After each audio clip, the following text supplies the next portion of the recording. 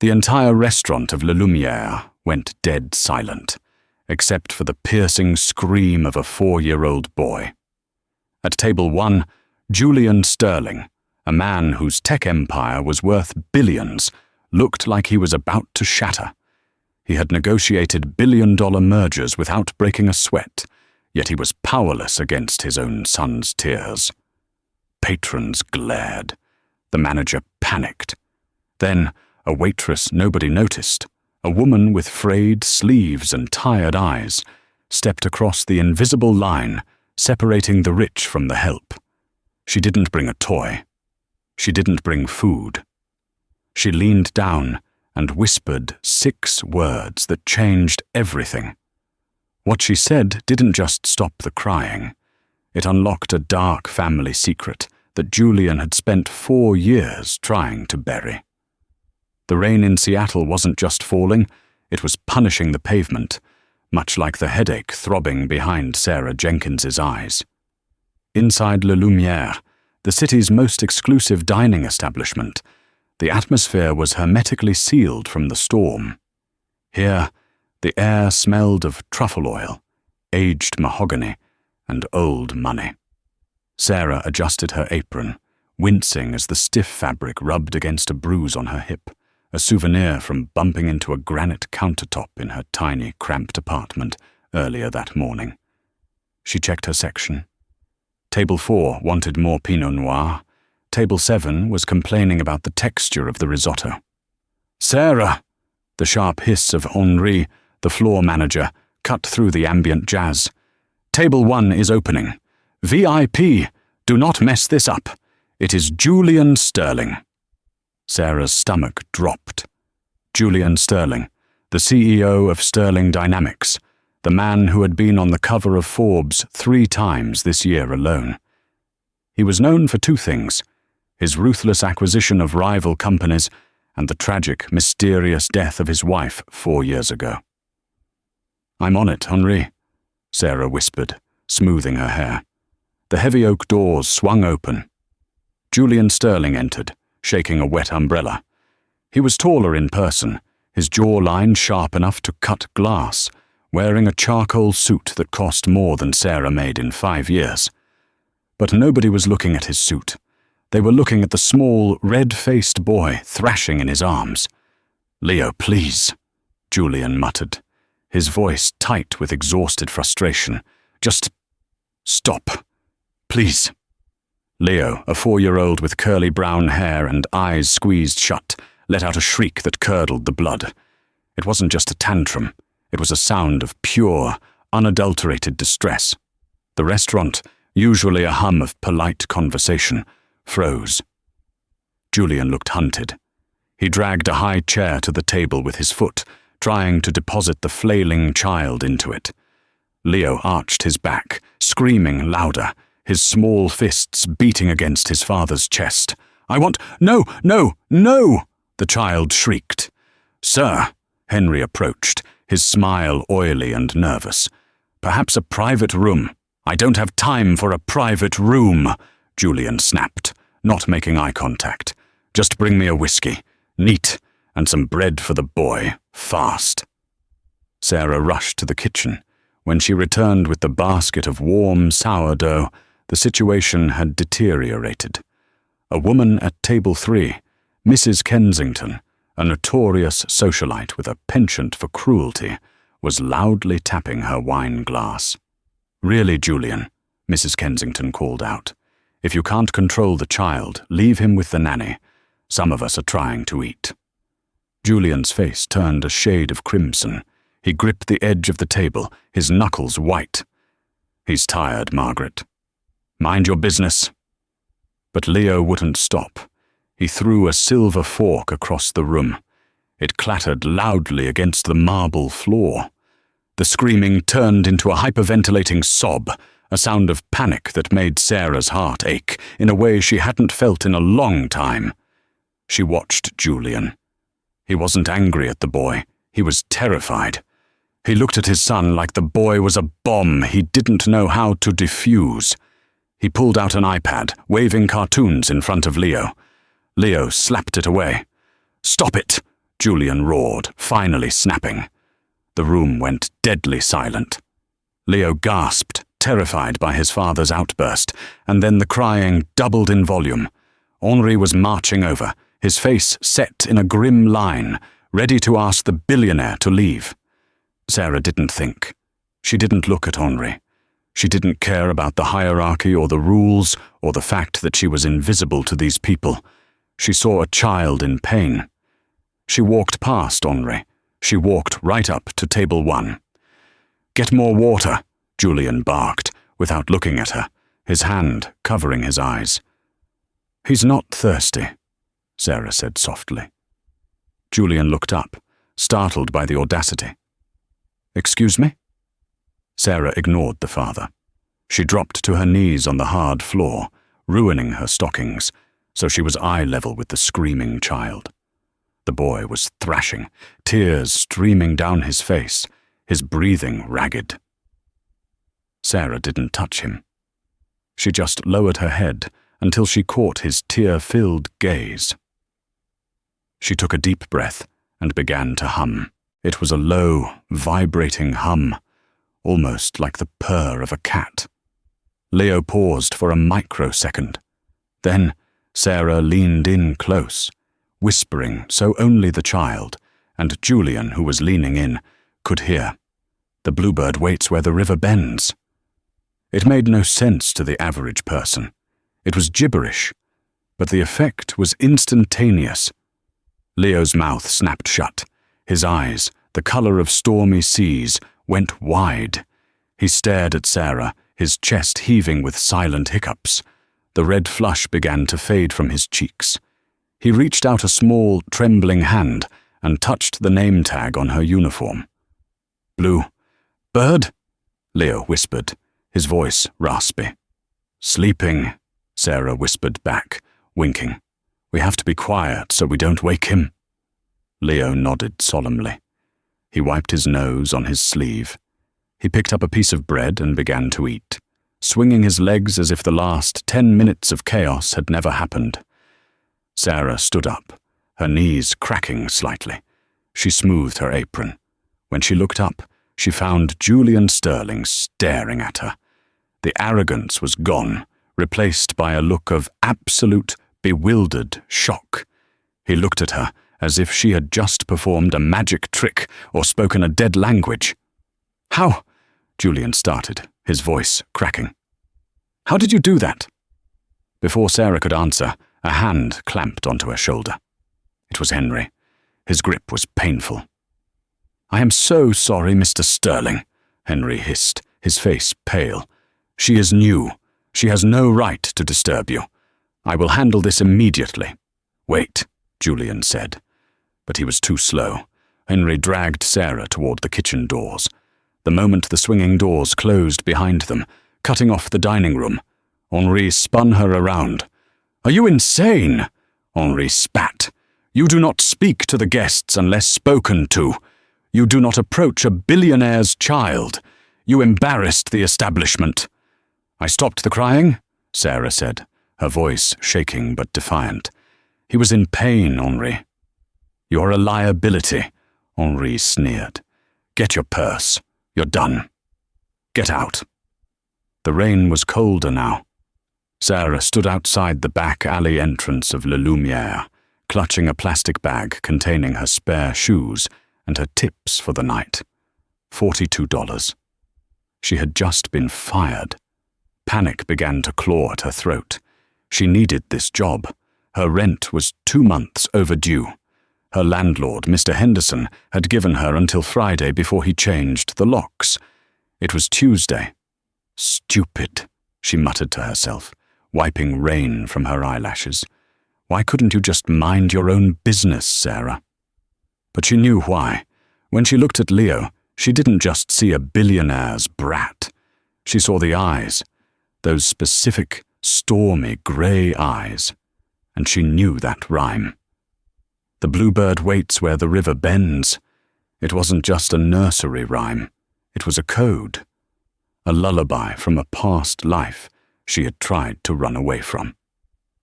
She pulled her thin coat tighter and began the long walk to the bus stop. She didn't have money for an Uber. Back inside the restaurant, the atmosphere had shifted. The silence at table 1 was heavy. Julian Sterling stared at his son. Leo was calmly eating a breadstick, drawing on the paper tablecloth with a crayon the manager had hastily provided. "Leo," Julian said softly, "what did the lady say to you?" Leo didn't look up. "Bluebird lady." "Yes. What did she say?" "She knows," Leo said simply. "Knows what?" "Where the river bends." Julian felt a chill run down his spine that had nothing to do with the air conditioning. Where the river bends. It sounded familiar, itching at the back of his brain, a memory from his late wife, Cassandra. But he couldn't place it. He looked around for the waitress. He wanted to give her $100. No, 1,000. He wanted to ask her where she learned that song. He needed to know why his son, who had been diagnosed with severe behavioral issues and hadn't connected with a single nanny in 3 years, had looked at this stranger with total trust. He waved Henri over. "The waitress," Julian said, pulling out his black American Express card. "Add a $5,000 tip for her, and send her over. I want to thank her." Henri froze. The color drained from his face, leaving him looking like wet dough. "I am afraid that is impossible, Monsieur Sterling." Julian's eyes narrowed. "Why?" "I dismissed her." "For disturbing you?" "To maintain the standards of Le Lumière." Julian stood up so abruptly, his chair tipped over backward. The sound echoed like a gunshot. "You fired her." "She was intrusive," Henri stammered, backing away. You thought I wanted the only person who has been able to calm my son in 6 months to be fired?" Julian's voice was low, dangerous. "You're an idiot." Julian scooped Leo up. "Let's go, Leo." "My bread," Leo protested. "We're getting better bread," Julian promised, striding toward the exit. He threw a stack of bills on the table. Far less than the meal was worth, but far more than the service deserved. He burst out the front doors into the rain, scanning the street. "Waitress!" he yelled. But the street was empty, save for the taillights of a city bus disappearing around the corner. Julian cursed. He looked down at Leo, who was starting to whimper again, now that the Bluebird lady was gone. "Don't worry, Leo," Julian said, pulling his phone out. He dialed a number. "Lucas, it's Julian. I need you to find someone. A waitress at Le Lumière. First name Sarah. I don't care what it costs. Find her tonight." Sarah sat on the wet bench of the bus stop, shivering. Her phone buzzed. It was a text from her landlord. "Keys on Friday, Sarah. No exceptions." She put her head in her hands. She had no job, no money, and now the past was catching up to her. She reached into her bag and pulled out a worn, laminated photograph. It was old, the colors fading. It showed 2 young women standing in front of a river, laughing. One was Sarah, vibrant and healthy. The other was a woman who looked strikingly like her, but with blonde hair. "I saw him, Cassie," Sarah whispered to the photo, tears mixing with the rain on her face. "I saw your boy. He has your eyes."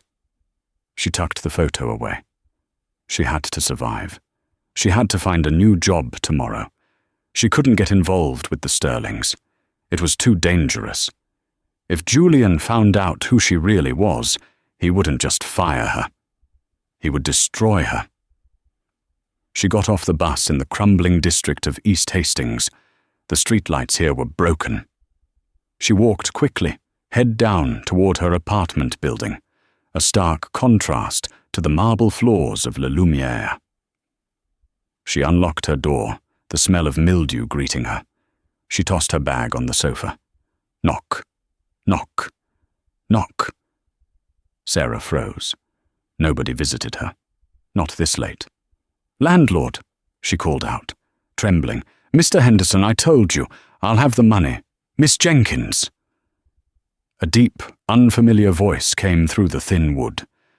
"My name is Lucas Vance, head of security for Julian Sterling. Please open the door." Sarah's heart hammered against her ribs. He had found her. In less than an hour. She looked at the window. Fire escape? No, it was rusted shut. "I'm not opening the door," she yelled. "Go away." "Miss Jenkins." The voice was calm, professional. "Mr. Sterling is in the car downstairs. His son is screaming again. He doesn't want to hurt you. He wants to hire you." Sarah leaned her forehead against the door. Hire her? If she opened this door, she was inviting the hurricane back into her life. But if she didn't? She was homeless on Friday.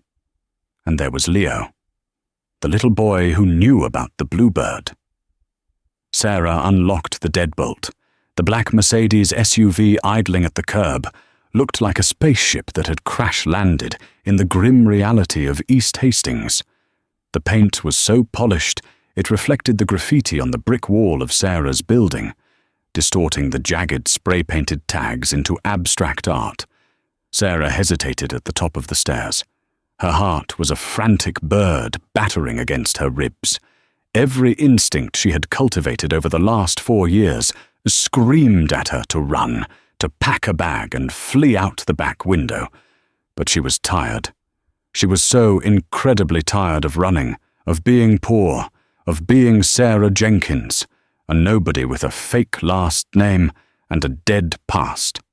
Lucas Vance, the security chief, stood by the open rear door of the car. He was a mountain of a man, holding a large umbrella with the stoic patience of a statue. "Miss Jenkins," Lucas said, his voice gravelly but not unkind. "Please." Sarah tightened the belt of her trench coat. She walked down the stairs, each step heavy with dread. When she reached the car, she didn't look at Lucas. She slid into the leather interior. It was warm inside. It smelled of cedarwood and expensive cologne. Julian's scent. It hit her like a physical blow, unlocking a memory of a Christmas party 5 years ago, before the accident, before the world ended. She pushed the memory down, locking it in the mental box where she kept everything else. Julian Sterling was sitting on the other side of the back seat. Leo was asleep in a car seat next to him, his tear-stained face pressed against a plush velvet blanket. Julian looked exhausted.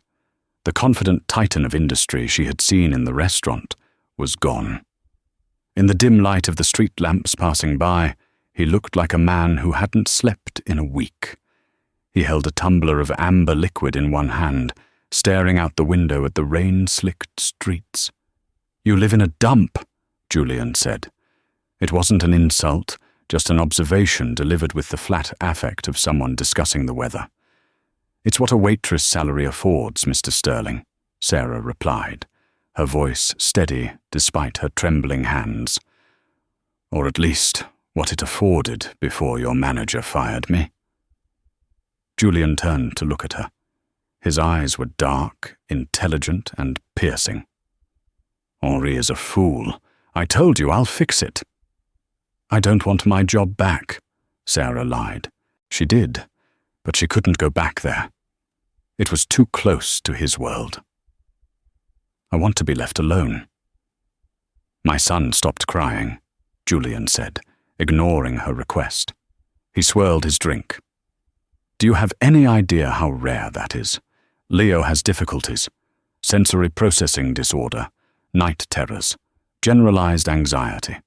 Since his mother died, he screams for 3 hours every night. Tonight he stopped in 10 seconds. Because of you." Sarah looked at the sleeping boy, her nephew. The last time she had seen him, he was an infant in a bassinet. The urge to reach out and brush the hair from his forehead was overwhelming. "I have a way with kids," she said softly. "I need that way," Julian said, shifting his body to face her. "I've gone through 12 nannies in 4 years. The best agencies in London, New York, Paris. Leo hates them all. He bites, he screams, he runs away." But he liked you. He called you the Bluebird Lady. Julian paused, his eyes narrowing slightly. Where did you learn that song? The bluebird waits where the river bends. Sarah's blood ran cold. She had to be careful. My grandmother used to sing it. It's just an old folk tune. I've never heard it before, Julian murmured, half to himself. Except, he shook his head, dismissing the thought. Look, Miss Jenkins, I'm a businessman. I deal in solutions. You are a solution. He reached into his jacket pocket and pulled out a folded document. He held it out to her. What is this? A contract, Julian said. Live-in nanny and companion for Leo. You will live at the Sterling estate in distinct quarters. You will be on call from 6 a.m. to 8 p.m. Your primary job is to keep him calm, help him with his therapy exercises, and get him to eat. In exchange, he paused for effect. In exchange, I will pay you $150,000 a year, full benefits, use of the staff car, and I will pay off your landlord so you don't get evicted on Friday. Sarah stared at the paper. $150,000.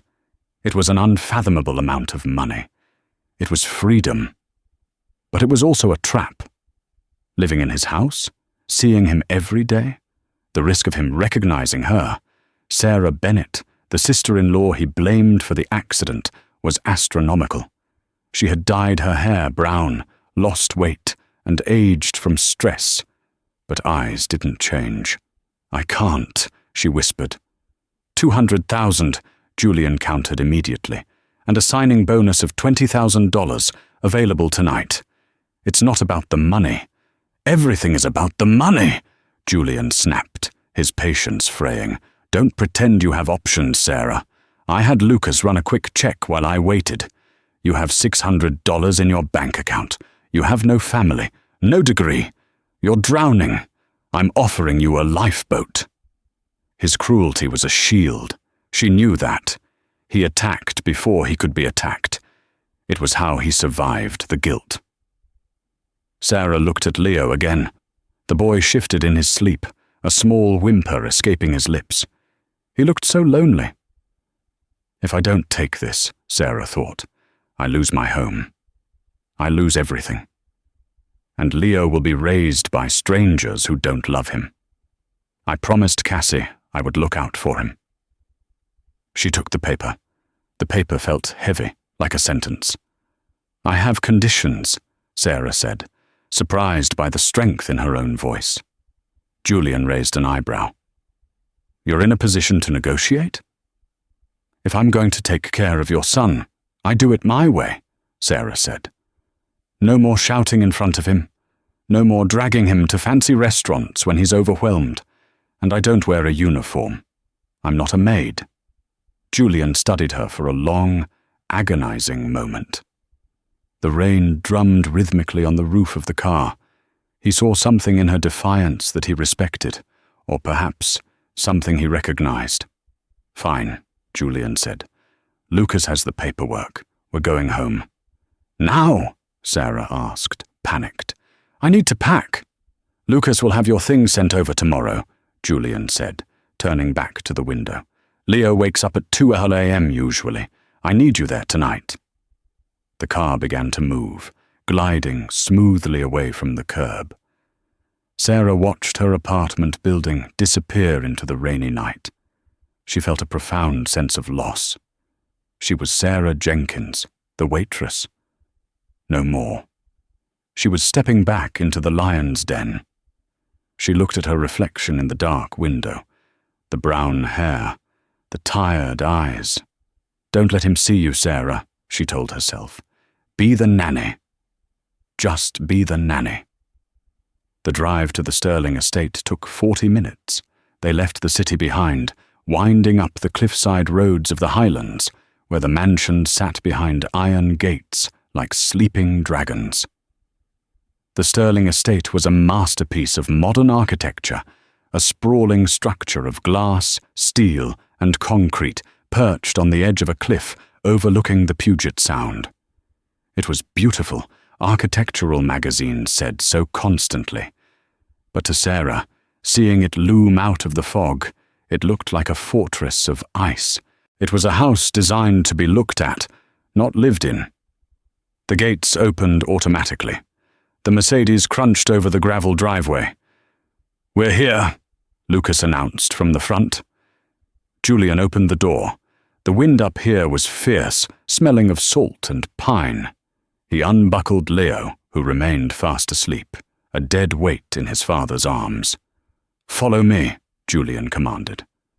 Sarah stepped out, the wind whipping her coat around her legs. She followed them up the floating concrete steps to the massive front door. It swung open silently, revealing a foyer that was larger than her entire apartment building. The floors were polished concrete. The walls were floor-to-ceiling glass, looking out into the black void of the ocean. A massive, abstract chandelier made of twisted metal hung from the ceiling, looking more like a weapon than a light fixture. There were no photos, no toys, no shoes by the door. It was sterile. "Mrs. Higgins!" Julian called out, his voice echoing in the cavernous space. A severe-looking woman in her 60s appeared from a hallway. She wore a pristine grey dress and an expression that suggested she had never smiled in her life. This was the house manager. "Mr. Sterling," Mrs. Higgins nodded. She looked at Sarah with instant disdain, her eyes raking over Sarah's cheap shoes and wet coat. "Is this the new hire?" "This is Sarah," Julian said briefly. "She's taking over the nursery duties effective immediately. Set her up in the East Wing guest suite next to Leo's room." Mrs. Higgins's lips thinned. "The East Wing? Sir, that is the family wing. The staff quarters are in the North Annex." "I want her near the boy," Julian said, walking toward the stairs. "Sort it out." Julian carried Leo up the floating staircase. Sarah followed, feeling Mrs. Higgins's glare burning into her back. Upstairs, the house was just as cold. The hallway was a long gallery of modern art, slashes of red and black paint on white canvas. Julian pushed open a door. Leo's room. Finally, a splash of color. But even this room felt curated. The toys were wooden and educational, arranged in perfect symmetry on shelves. The bed was shaped like a minimalist rocket ship. Julian laid Leo down gently. He pulled off the boy's shoes with a surprising amount of tenderness. "He will wake up," Julian whispered to Sarah, who was standing in the doorway. "When he does, he usually asks for his mother. Do not lie to him, just distract him." "I know," Sarah said. Julian straightened up, the mask of the CEO sliding back into place. "I have calls to make. Hong Kong markets are opening. Mrs. Higgins will bring you some clothes and toiletries. Good night, Miss Jenkins." He walked out without looking back. Sarah stood alone in the dim room. The only sound was the hum of the high-tech air filtration system. She walked over to the bed. Leo looked so small in the vastness of the room. She sat on the edge of the mattress. "Hey, little bug," she whispered, using the nickname she hadn't spoken in 4 years. "Auntie Sarah is here." She looked around the room. On the bedside table, there was a single framed photograph. It was turned slightly away, as if someone had tried to hide it. Sarah reached out and turned it. It was a picture of Julian and Cassandra on their wedding day. Cassandra was laughing, her head thrown back, radiant in white lace. Julian was looking at her with an expression of such raw, unguarded adoration that it made Sarah's chest ache. He loved her, Sarah thought. He really loved her. That's why he hates me. The door creaked. Sarah snatched her hand away from the photo. Mrs. Higgins stood there, holding a stack of grey towels and a pair of pajamas that looked like a prison uniform. "Mr. Sterling requires absolute discretion," Mrs. Higgins said icily. Whatever you see in this house stays in this house. If you sell a story to the tabloids, Mr. Vance will ensure you never work again." "I'm not here for the tabloids," Sarah said, taking the towels. "We'll see," Mrs. Higgins said. "They all say that. The last one lasted 3 days. Leo bit her on the arm because she tried to take away his blanket. Good luck." Mrs. Higgins left. Sarah changed into the pajamas in the adjoining bathroom. It was luxurious, filled with marble and gold fixtures, but she felt like an imposter. She washed her face, scrubbing away the grime of the city. When she came out, Leo was sitting up in bed. His eyes were wide open, staring at her in the dark. He wasn't crying yet, but the storm was gathering in his face. "Who are you?" he whispered. "I'm Sarah," she said, sitting on the floor so she was lower than him. "I was at the restaurant. Remember? The Bluebird?" Leo nodded slowly. "Is Daddy angry?" "No," Sarah said. "Daddy is working. He brought us home." "I want Mommy," Leo said, his voice trembling. The sentence that broke 12 nannies. Sarah didn't shush him. She didn't offer him a toy. She moved closer. "I know," she said. "I miss her too." Leo froze. "You know, Mummy." Sarah panicked. She had slipped. I know you miss her. It's hard when we miss people." Leo looked at her, his gaze intense. "Daddy says Mummy is a star now, but stars are cold." "Not all stars," Sarah said. She reached out and took his small hand. "Some stars are warm. They watch us. Can I tell you a secret?" Leo nodded, leaning in. "Your mummy loved stories about the ocean," Sarah improvised, channeling her sister. "She loved the way the waves crashed against the rocks. Shall we make the room sound like the ocean?" "How?" Sarah began to make a soft shh sound, rhythmic and deep, like the tide coming in and out.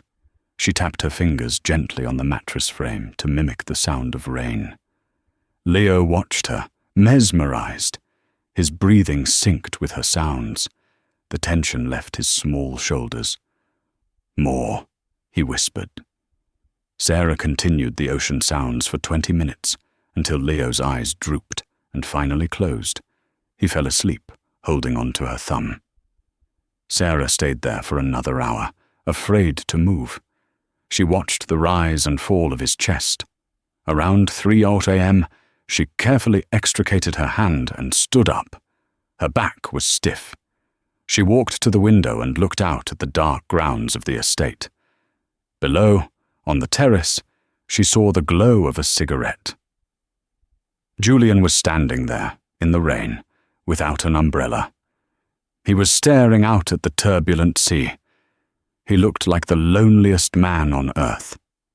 Sarah felt a pang of sympathy, quickly followed by a rush of fear. The door to the nursery opened silently. It wasn't Mrs. Higgins. It was Julian. He had come up from the terrace. He smelled of rain and tobacco. He stood in the doorway, looking at the sleeping boy, then at Sarah. "He didn't scream," Julian said softly. "We talked about the ocean," Sarah said, keeping her voice low. Julian walked into the room. He looked at the photo on the nightstand, the one Sarah had touched. He noticed it had been moved slightly. His eyes snapped to Sarah's face. He stepped closer, invading her personal space. He was tall, intimidating, his presence filling the room. "You look familiar," Julian said, his voice devoid of warmth. "In the car, I couldn't place it. But in this light..." Sarah's heart stopped. She forced herself not to flinch. She looked him dead in the eye. "I have one of those faces, Mr. Sterling." Julian studied her face like it was a complex equation. He looked at her chin, her nose, her eyes. Sarah prayed the dye job and the lack of makeup were enough. She prayed the grief had changed her enough. "My wife," Julian said, his voice rough. She had a sister, Sarah. A common name, Sarah said. She died, Julian said flatly. The sister. She died in the same crash that killed Cassandra. The car went off the bridge. They found Cassandra's body. They never found Sarah's. But the police said no one could survive those currents. That's tragic, Sarah said, her fingernails digging into her palms so hard they drew blood. It wasn't tragic, Julian said, his eyes hardening into flint. It was murder. Sarah was driving. She was drunk. She killed my wife and then she died. If she were alive... His voice dropped to a whisper that was more terrifying than a shout. If she were alive, I would dismantle her life piece by piece. He stepped back, the moment of vulnerability gone. Good job with Leo. Get some sleep, Miss Jenkins. Tomorrow, the real work begins. He turned and left the room. Sarah waited until his footsteps faded down the hall. Then she collapsed onto the floor, gasping for air. She pulled her knees to her chest, shaking violently. He thought she was dead. He thought she was drunk that night. I wasn't drunk, she screamed internally. The brakes failed, Julian. The brakes failed. But nobody had believed her then, and nobody would believe her now. She was trapped in the house of the man who hated her most in the world, guarding the son she wasn't supposed to exist for. She looked at Leo. I'll stay, she whispered into the dark. I'll stay until you're safe, even if he kills me. 3 months passed. The winter rains of Seattle turned into the tentative blossoms of spring, and inside the Sterling estate, a similar thaw was taking place. The transformation of Leo was nothing short of miraculous. The boy who had screamed until he vomited was now a child who laughed. He chased Sarah through the endless, sterile hallways, his giggles bouncing off the modern art. They built forts out of the expensive sofa cushions in the living room, something Mrs. Higgins watched with pursed lips and quiet fury, but dared not stop, because Julian allowed it. Julian. He was the variable Sarah hadn't calculated. She had expected him to be absent, a distant figure in a suit. But he was there. He started coming home early. He stopped working on weekends. One Tuesday evening, a storm knocked out the power to the estate. The backup generators hummed to life, bathing the house in a soft, emergency amber glow. Sarah was in the music room with Leo. It was a room rarely used, dominated by a magnificent Steinway grand piano that had belonged to Cassandra. For 4 years, the lid had remained closed, gathering dust. "Play it, Sarah," Leo begged, holding a flashlight under his chin like a campfire storyteller. "Make the ghost sounds." Sarah hesitated. She looked at the piano. She and Cassandra had learned to play together. Their mother had been a strict teacher, rapping their knuckles with a ruler if they missed a note. It was one of the few things they shared deeply. "Just a little," Sarah whispered. She sat on the velvet bench. She lifted the heavy lid. Her fingers hovered over the keys, trembling. She hadn't played since the funeral she wasn't allowed to attend. She began to play. Not a ghost sound, but Chopin's Nocturne in E-flat major. It was Cassandra's favorite piece. It was complex, melancholic, and aching with longing. Sarah closed her eyes, letting the music wash over her. For a moment, she wasn't the nanny. She wasn't the waitress. She was Sarah Bennett, the sister who had lost her other half. The grief poured out of her fingers, filling the dark room with a haunting melody. She didn't hear the door open. Julian stood in the doorway, a glass of whiskey frozen halfway to his mouth. He felt as if he had been punched in the gut. The music. It was her music. The way the player paused slightly on the high notes, the specific emotional weight on the crescendo, it was exactly how Cassandra played it. He walked into the room, drawn like a moth to a flame. Sarah hit the final chord, letting the note sustain until it faded into silence. She opened her eyes and gasped. Julian was standing right beside the piano, his face a mask of raw emotion. "I'm sorry," Sarah stammered, jumping up. "Leo asked me to. I shouldn't have touched it." "Who taught you to play like that?"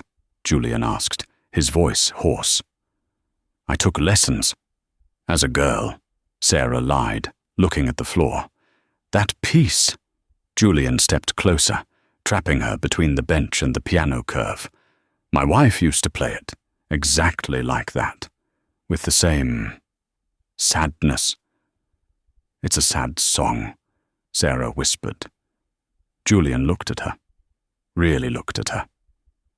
In the amber light of the emergency mood lighting, the disguise seemed to thin. He saw the curve of her jaw, the way her eyelashes fluttered when she was nervous. He felt a pull so magnetic it terrified him. He had spent 4 years dead inside, and now this stranger, this waitress from the slums, was making his heart hammer against his ribs. "Sarah," he said, and the way he said her name made her knees weak. He reached out, his hand brushing a stray lock of hair from her cheek. His fingers were warm. Sarah stopped breathing. She knew she should pull away. She knew this was dangerous. If he kissed her and then found out who she was, the betrayal would be absolute. But she wanted it. God, she wanted to be seen, not as the monster who killed his wife, but as the woman who healed his son. "Daddy!" Leo's voice broke the spell. Julian jerked his hand back as if burned. He cleared his throat, stepping away. Leo was shining the flashlight at them, grinning. "Did you hear the ghost music, Daddy?" "I heard it, Leo," Julian said, his voice returning to its professional baritone, though his eyes were still wild. "It was beautiful. But it's late. Bedtime." Sarah rushed Leo out of the room, her heart pounding a frantic rhythm. Later that night, Sarah couldn't sleep. The near moment with Julian played on a loop in her mind. But beneath the romantic tension, a cold dread was settling in. "He's noticing," she thought. He recognized the playing style. "He's looking at me differently. I need to leave. I have enough money saved now. I can disappear." But she couldn't leave Leo. Not yet. She needed water. She crept out of her room, heading for the kitchen. As she passed Julian's study, she saw the door was ajar. The light was on. She heard Julian's voice. He was on the phone, angry. "I don't care what the police report said 4 years ago, Lucas. I want the car re-examined. I want the wreckage pulled from storage." Sarah froze in the hallway shadows. "Why?" Julian paused, listening to the person on the other end. "Because the nanny said something. She said, 'The bluebird waits where the river bends.' That was a code my wife used for her safe deposit box. And tonight, she played the piano. Lucas, I'm not crazy. I think she knew Cassandra. Maybe she was a friend. A secret friend?" Sarah pressed her hand over her mouth. He was getting too close. "And Lucas," Julian continued, his voice dropping lower, "find out where Sarah Bennett is buried. I want to see the grave. I want to see the death certificate. Something feels wrong." Sarah bolted. She ran back to her room, locking the door.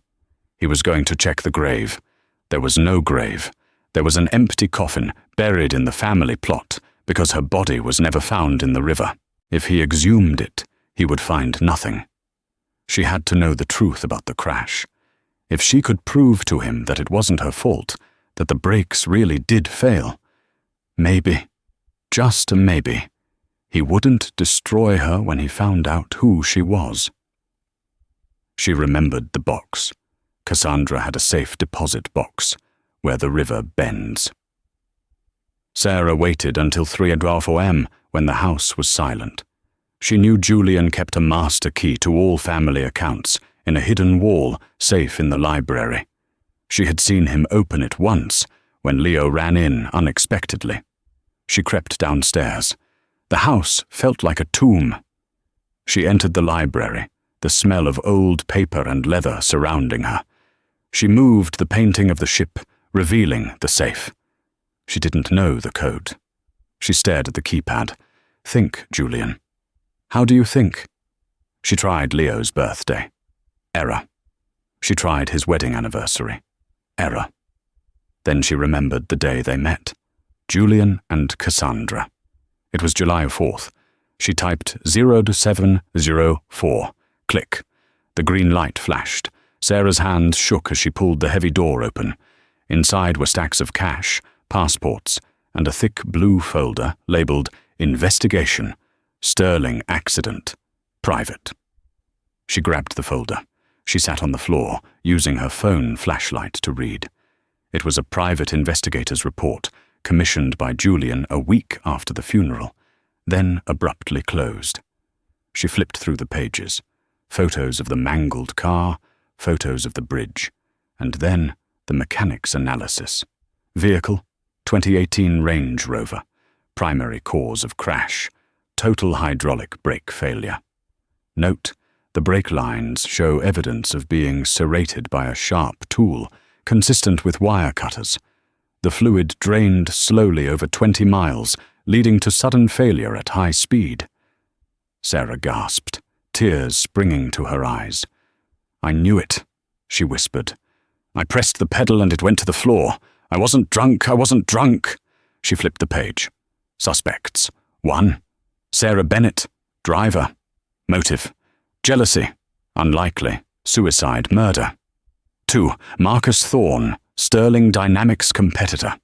Insufficient evidence. 3. Tampering occurred at the Sterling Estate garage prior to departure. Sarah froze. The car was tampered with at the house before they left for the weekend trip. Who had access? She whispered. She turned to the access logs included in the file. Gate entry, 4 p.m., Julian Sterling. Gate entry, 5 p.m., delivery truck. Gate entry, 6:30 p.m., Lucas Vance, security. Lucas. Sarah stared at the name. Lucas had been the one who investigated the crash. Lucas was the one who told Julian that Sarah was drunk. Lucas was the one who had fed Julian the narrative that destroyed her life. Why? Found something interesting, Miss Jenkins? The voice came from the darkness of the library corner. Sarah screamed, dropping the file. Lucas Vance stepped out of the shadows. He wasn't wearing his suit jacket. He held a silenced pistol loosely in his right hand. The library felt suddenly very small. The air was thick with the scent of betrayal. Lucas, Sarah breathed, scrambling backward until her back hit the mahogany desk. You cut the lines. Lucas sighed, a sound of weary disappointment. He walked over and picked up the blue file. Mr. Sterling never reads the appendices. He hires me to handle the details. I told him it was you. Easier that way. A drunk, jealous sister. A tragedy. He accepted it because he needed someone to blame. Why? Sarah demanded, her fear replaced by a cold, sharp anger. Cassie never hurt you. No, Lucas agreed. But Julian was about to merge with Omnicorp. $1 billion deal. Marcus Thorne paid me $5 million to ensure Julian was distracted, broken. If his wife died, the deal would collapse, and it did. Julian was too busy grieving to sign the papers. Thorne won. Lucas shook his head. It was just business, Sarah. I didn't know you were in the car. You were collateral damage. I was surprised when the police said your body washed away. I always wondered if you'd pop up. He raised the gun. And now, here you are. The nanny. I have to admit, you have guts. Julian is upstairs, Sarah hissed. If you shoot me, he'll hear. Silencer. Lucas tapped the barrel. And I'll frame it. Intruder. You caught them. Heroic nanny dies defending the house. Very tragic. He trusts you, Sarah said, tears streaming down her face. He treats you like a brother. He treats me like a dog, Lucas spat, his calm facade cracking. Fetch this, Lucas. Kill this, Lucas. Clean up my mess, Lucas. Goodbye, Sarah. He leveled the gun at her chest. Crash! The heavy bust of Julius Caesar that sat on the high shelf above the door shattered against the back of Lucas's head.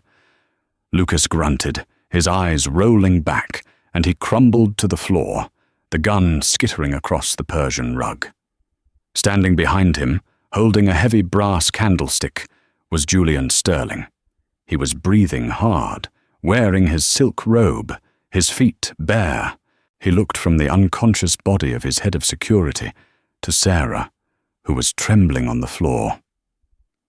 "Julian," Sarah sobbed. Julian didn't go to her. He walked over to the gun, picked it up, and placed it on the desk. Then he picked up the blue file Lucas had dropped. He read the page Sarah had been looking at. Break lines show evidence of being serrated. He looked at Sarah. His face was unreadable. It wasn't the look of relief she expected. It was a look of absolute, shattering betrayal. "You knew," Julian whispered. "You knew the brakes were cut?" "I found out just now," Sarah stammered. "I suspected. I knew I wasn't drunk, Julian. I knew I hit the pedal and it did nothing." Julian dropped the file. He stepped over Lucas's body and approached her. "You said I wasn't drunk. You said I hit the pedal." Sarah stopped. The air left her lungs. Julian's eyes were cold, dead things. "You dropped the accent, Sarah. You dropped the act." He reached out and grabbed her wrist, pulling her into the light. He looked at her face, searching for the ghost he had been living with for 3 months.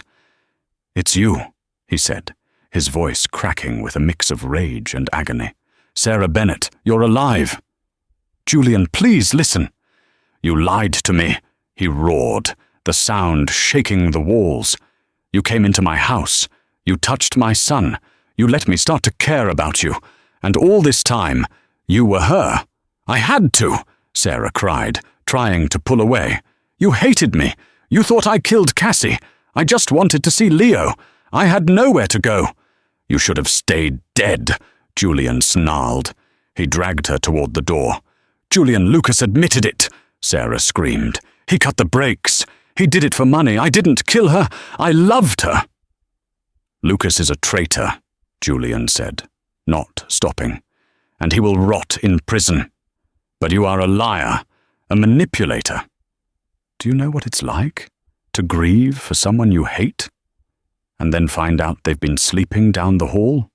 He threw the library doors open. Mrs. Higgins was standing there in her nightgown, looking shocked. "Call the police," Julian barked at her. "Tell them we have an attempted murder by the head of security, and tell them to send a squad car for a trespasser." "Julian, no," Sarah begged. "Leo needs me." "Leo needs a mother," Julian yelled, spinning around to face her. "Not a fraud, not the woman who was driving the car that killed her." "The car was sabotaged," Sarah screamed back. "It wouldn't have mattered who was driving. It was a trap meant for you, Julian. If you had driven that car, you would be dead. I saved you by driving it." Julian froze. The words hung in the air. "I saved you." If Sarah hadn't offered to drive that night, because Julian had a headache, Julian would have been behind the wheel. Julian would have died with Cassandra, and Leo would be an orphan. Julian looked at Sarah. He saw the sister-in-law he used to joke with at barbecues. He saw the woman who had hummed his son to sleep every night for 90 days. He saw the fear and the love in her eyes, but the wound was too fresh. The lie was too big. "Get out," Julian whispered. "What?" "Get out of my house," Julian said, turning his back on her. "Before the police come. If you're here when they arrive, I'll have you arrested, for identity fraud. Go. Run. It's what you're good at. Julian, please. Go! He roared, smashing a vase against the wall. Sarah flinched. She looked at him one last time. Then she turned and ran. She ran out the front door, into the storm, without a coat, without her money, without saying goodbye to Leo. She ran until her lungs burned, down the long driveway, past the iron gates, and into the dark, unforgiving night. Inside the library, Julian sank to his knees beside the unconscious body of the man he had trusted with his life. He put his head in his hands and wept, not for his wife, but for the woman he had just chased away. The woman who was innocent, the woman who had brought his son back to life, and he had just thrown her to the wolves. The silence in the Sterling estate was suffocating. For 3 days, Leo didn't speak. He refused to eat, lying curled on the nursery floor, clutching the pillow Sarah had slept on. Julian sat in the corner, paralyzed by the blue file in his hands, the report proving Sarah hadn't been drunk that night 4 years ago. She had been the victim of sabotage. She had saved his life, and he had thrown her out into the rain. Mrs. Higgins finally shattered the silence. She made this house a home, and you threw it away because of your pride, the housekeeper snapped, slamming down a tray of untouched food. If that boy doesn't eat by tonight, I'm calling the hospital, and I quit. Jolted by the truth, Julian ran. He drove frantically to her apartment, but it was empty. He checked the diner, the shelters. Nothing. As the sun set, desperate and out of options, he drove to the family cemetery. He stood before Sarah's empty grave, whispering an apology to the wind. That's when he saw it. Sitting on the grass was a small, damp blue origami bird. It was folded from a Greyhound bus schedule. Departure, 8 p.m. to Montana. It was 7 to 15 p.m. Julian drove like a madman, abandoning his car at the station curb and sprinting through the terminal. He reached Gate 4 just as the bus doors were hissing shut. He pounded on the glass, pushing past the angry driver and scanning the dark rows of seats. In the very back, a hooded figure sat huddled against the window. Sarah, he breathed, collapsing to his knees in the dirty aisle. She didn't look up. Go away, Julian. Sarah is dead. Let her stay dead. I can't, Julian said, his voice breaking. I saw the report. I know about the breaks. I know you saved me. I was wrong, Sarah. I was so wrong. She looked up, her eyes red and swollen. I tried to tell you. I know. I was too blind to listen. He took her cold hand. Leo is fading away. He hasn't spoken since you left. But it's not just him. I need you. The house is a tomb without you. Don't come back as the nanny. Come back as family. The bus driver yelled from the front, We're leaving! Sit down or get off! Sarah looked at Julian's outstretched hand, the hand of the man she had feared, now offering her a lifeline. Where the river bends, Julian whispered. The bluebird waits. Sarah unbuckled her seatbelt. Tears spilled down her cheeks, but for the first time in 4 years, they were tears of relief. Let's go get our boy. 1 year later, the Sterling estate was no longer a fortress of ice. On the back terrace, Leo, now 5, ran through the sprinklers, his laughter ringing out over the ocean. Julian stood at the grill, flipping burgers and wearing a world's okayest dad apron. Sarah sat nearby, her hair blonde again, watching them with a smile that reached her eyes. They weren't just survivors anymore. They were a family. Julian walked over and kissed the top of her head. I had the piano tuned today. I was thinking, maybe a duet tonight? I'd like that, Sarah smiled. Look, Leo shouted, pointing at the railing. A small, vibrant bluebird chirped a melody before taking flight, soaring freely into the open sky. Sarah watched it go, knowing she didn't have to run anymore. She was finally home. And that is the incredible story of how a waitress's kindness unraveled a billionaire's darkest secret. Sarah Bennett proved that sometimes the people we think are our enemies are actually our guardian angels. It reminds us that forgiveness isn't just about the other person, it's about freeing yourself. If this story touched your heart, please hit that like button. It really helps the channel. And if you want more stories about secrets, redemption, and love conquering all, make sure to subscribe and turn on notifications. What would you have done in Sarah's shoes? Would you have forgiven him? Let me know in the comments. Thanks for watching.